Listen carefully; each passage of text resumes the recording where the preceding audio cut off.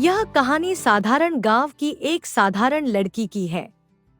यह कहानी एक छोटे से गांव की लड़की शिखा की है।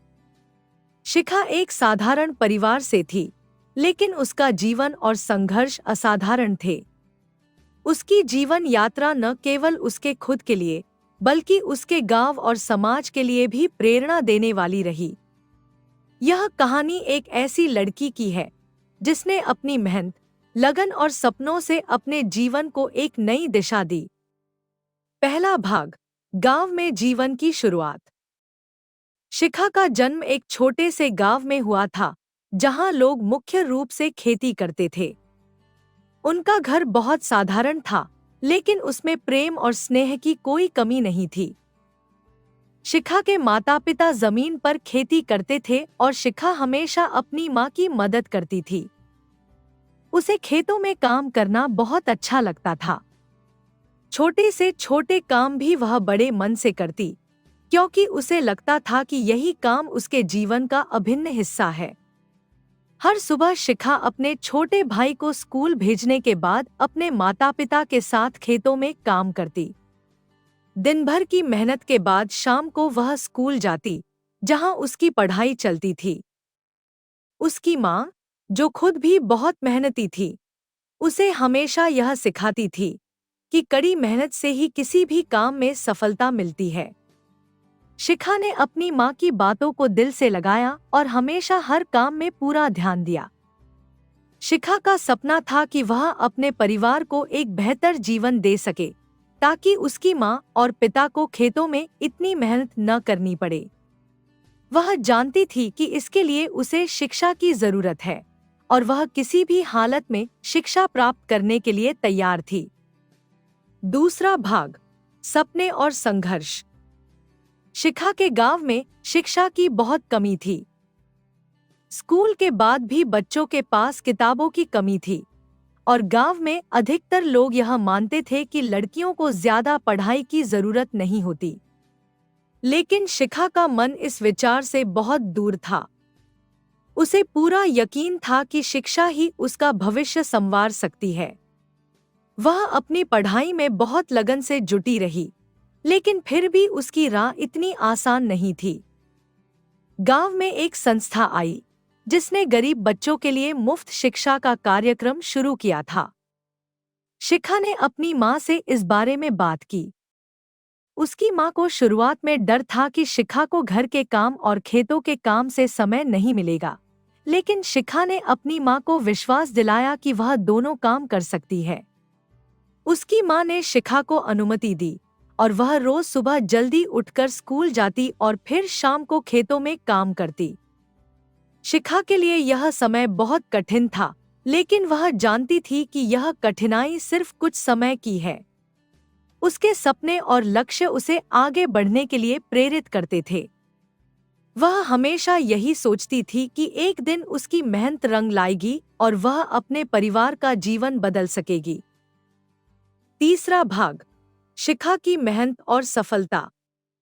समय बीतता गया और शिखा ने अपनी मेहनत के दम पर बहुत कुछ हासिल किया। उसने अपनी कड़ी मेहनत और समर्पण से स्कूल में उत्कृष्ट परिणाम प्राप्त किए। धीरे धीरे उसकी मेहनत के परिणाम दिखने लगे। शिखा ने अपनी कक्षा में सर्वोच्च स्थान प्राप्त किया, और अब गांव के लोग उसे एक प्रेरणा के रूप में देखने लगे। गांव के बच्चे भी शिखा से प्रेरित होकर अपनी पढ़ाई में आगे बढ़ने लगे। शिखा का सपना अब बड़ा हो चुका था। वह चाहती थी कि उसके गांव में और भी बच्चे शिक्षा प्राप्त करें, और खास तौर पर लड़कियों को शिक्षा का महत्व समझ में आए। शिखा ने इस दिशा में काम करना शुरू किया। उसने गांव के बुजुर्गों और शिक्षकों से मिलकर एक योजना बनाई, जिसमें गांव के बच्चों को शिक्षा के अवसर प्रदान किए गए। वह धीरे धीरे एक छोटी सी लाइब्रेरी बनाने की दिशा में भी काम करने लगी, जहां गांव के बच्चे अपनी पढ़ाई कर सकें। शिखा ने अपनी छोटी सी लाइब्रेरी में किताबें एकत्र की और वहां बच्चों को पढ़ाने के लिए एक कार्यक्रम शुरू किया।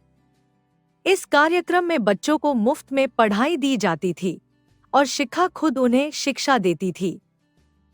शिखा का यह कदम गांव में एक नई उम्मीद की किरण बना। लोग अब उसे सिर्फ एक लड़की नहीं, बल्कि एक नेता के रूप में देख रहे थे। चौथा भाग, समाज में बदलाव। शिखा ने सिर्फ शिक्षा पर ही ध्यान नहीं दिया, बल्कि उसने समाज के अन्य पहलुओं पर भी काम किया। उसने देखा कि गांव में महिलाओं की स्थिति बहुत कमजोर थी। वे केवल घर के काम में ही व्यस्त रहती थी और उनके पास खुद के लिए कोई अवसर नहीं थे। शिखा ने इस पर विचार किया और गांव की महिलाओं को आत्मनिर्भर बनाने के लिए विभिन्न कार्यशालाओं का आयोजन किया। शिखा ने महिलाओं को छोटे व्यवसाय शुरू करने के लिए प्रेरित किया और उन्हें यह सिखाया कि कैसे वे अपनी क्षमता और हुनर का उपयोग करके खुद को आर्थिक रूप से मजबूत बना सकती हैं।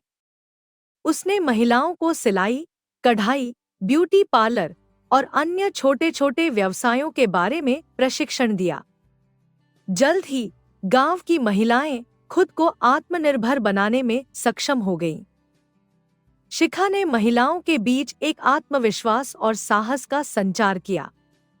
अब महिलाएं घर के काम के अलावा अपने परिवार के लिए अतिरिक्त आय भी कमा रही थी। यह बदलाव सिर्फ शिखा के प्रयासों से ही संभव हुआ था। पांचवा भाग, शिखा की शिक्षा का सफर। शिखा ने अपनी शिक्षा को और आगे बढ़ाने का निर्णय लिया। उसने गांव के स्कूल को छोड़कर शहर के एक बड़े विश्वविद्यालय में दाखिला लिया। शिखा के माता-पिता को यह निर्णय बहुत मुश्किल लगा, लेकिन शिखा ने उन्हें समझाया कि अगर वह अपने सपनों को साकार करना चाहती है, तो उसे शहर जाना होगा।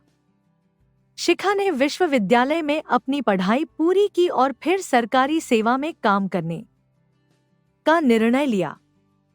वह जानती थी कि उसे अपने गांव के लिए कुछ बड़ा करना है।